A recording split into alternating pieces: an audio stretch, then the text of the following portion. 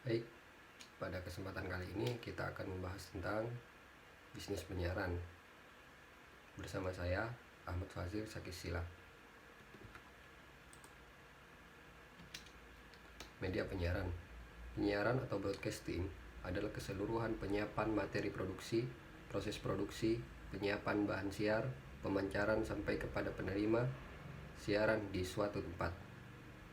Media penyiaran memiliki fungsi yang sama dengan media massa lainnya, yaitu mendidik, menginformasikan, menghibur, mempromosi, menjadi agen perubahan sosial, dan melakukan kontrol sosial, serta mentransfer nilai-nilai budaya. Lahirnya media penyiaran. Berikut adalah beberapa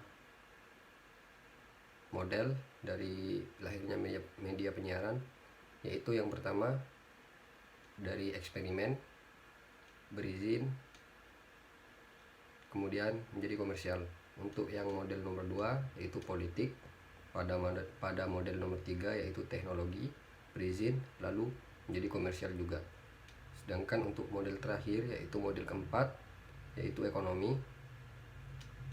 Pada model keempat, proses pendirian atau belum dibolehkan mengudara dilakukan melalui pengajuan proposal yang berisi profil perusahaan dan juga izin penggunaan frekuensi atau teknik-teknik lainnya. Media massa.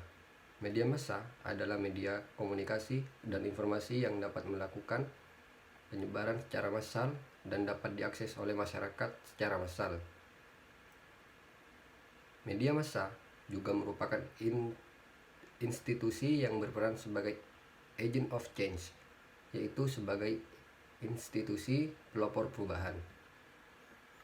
Media penyiaran merupakan organisasi yang menyebabkan informasi yang berupa produk budaya atau pesan yang mempengaruhi dan mencerminkan budaya dalam masyarakat, seperti halnya politik dan ekonomi.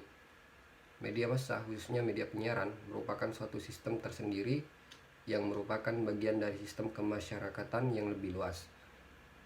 Studi komunikasi massa secara umum membahas dua hal pokok, yaitu yang pertama, studi komunikasi massa yang melihat peran media massa terhadap masyarakat luas beserta institusi-institusinya. Yang kedua yaitu studi komunikasi massa yang melihat hubungan antara media dengan audiensnya, baik secara kelompok maupun individual. Selanjutnya kita akan membahas tentang sifat media massa. Sifat media massa ada 5, yaitu publisitas, universalitas, periodisitas, kontinuitas, dan aktualitas. Karakteristik media penyiaran yang pertama yaitu antara komunikan dan komunikator tidak berhadapan langsung tetapi melalui media, yaitu media penyiaran dengan menggunakan media elektronik.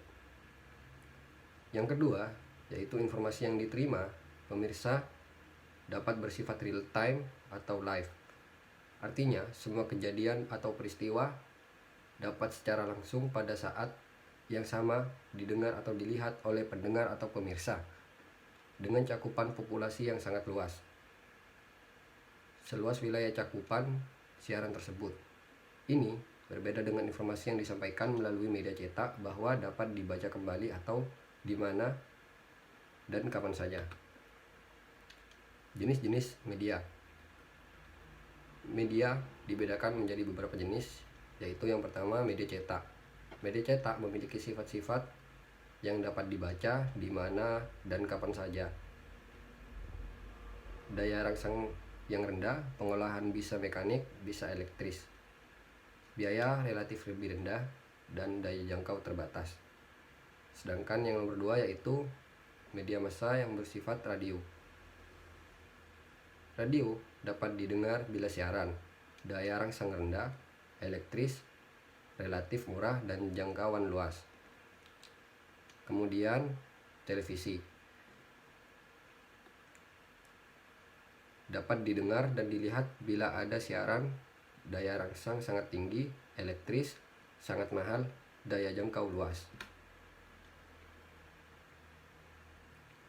Kemudian karakteristik radio.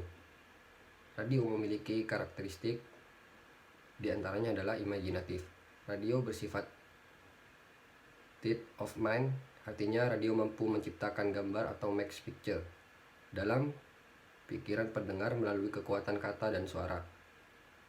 Kemudian yaitu auditory. Manusia mempunyai kemampuan mendengar yang terbatas, maka pesan komunikasi melalui radio diterima selintas. Kemudian yaitu akrab atau intim.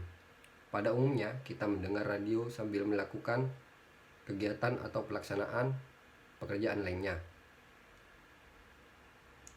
Selanjutnya yaitu identik dengan musik. Radio adalah sarana hiburan termurah dan tercepat sehingga menjadi media utama untuk mendengarkan musik. Kemudian yang terakhir yaitu mengandung gangguan seperti timbul, tenggelam atau fading, dan gangguan teknis atau channel noise factor. Selanjutnya yaitu keunggulan dan kekuatan radio. Yang pertama adalah cepat dan langsung. Kemudian akrab. Yang ketiga itu hangat. Yang keempat tanpa batas, dan yang terakhir adalah murah. Kekuatan dari radio sendiri yaitu menjaga mobilitas, informasi tercepat, menciptakan state of mind, komunikasi personal, murah, mass distributor, format, dan segmentasi tajam. Daya jangkau yang luas, menyentuh kepentingan lokal dan regional. Kelemahannya yaitu radio hanya bersifat selintas, memiliki batasan waktu, dan beralur linear. Kemudian karakteristik televisi. Televisi memiliki karakteristik audiovisual, di mana televisi memiliki kelebihan dapat didengar secara melalui audio dan dapat dilihat langsung secara visual, yang menampilkan informasi disertai gambar. Kemudian berpikir dalam menggambar. Yang pertama, visualisasi, yaitu menerjemahkan kata-kata yang mengandung gagasan yang menjadi gambar-gambar. Yang kedua, penggambaran atau picturization, yakni kegiatan merangkai gambar-gambar individual sedemikian rupa sehingga kontinuitas mengandung makna tertentu. Kemudian pengoperasian cara kerja yang kompleks. Dibandingkan dengan media radio, pengoperasian televisi lebih kompleks karena lebih banyak melibatkan orang. Selanjutnya, kekuatan televisi. Televisi memiliki beberapa kekuatan, diantaranya adalah detail, audio, visual, daya rangsangan yang tinggi atau informasi dan program, kemudian teknologi yang tinggi, dapat menggunakan digital dan juga streaming. Yang keempat adalah menggoda, kemudian mudah ditiru, dan yang terakhir adalah jangkauan yang luas, nasional, regional, dan internasional. Aspek-aspek media penyiaran. Terdapat 5 aspek dalam penyelenggaraan penyiaran. Yang pertama adalah komunikasi massa. Teori komunikasi massa ada 2, yaitu teori komunikasi massa linear dan teori komunikasi massa sirkuler. Kemudian organisasi atau kelembagaan. Penyiaran harus mengkoordinasi banyak SDM dengan profesi masing-masing sehingga menghasilkan satu produksi dan satu pengudaraan siaran. Selanjutnya adalah teknologi.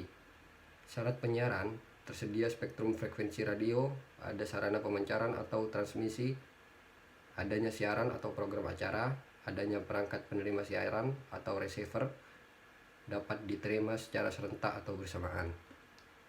Kemudian yang keempat adalah operasional. Dalam aspek operasional meliputi programming, program siaran, peralatan siaran, dan peralatan rekam. Yang terakhir adalah regulasi.